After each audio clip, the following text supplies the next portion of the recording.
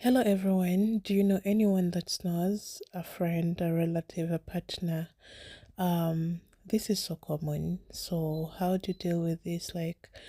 Have you heard about cardamom? Cardamom helps relieve the respiratory system and gives you a better sleep. So what you see right there is cardamom. Exactly that. So, what do you do about this?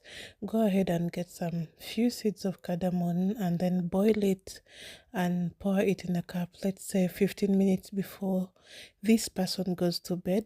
Let them drink this tea. It will help clear the respiratory system and make them sleep better.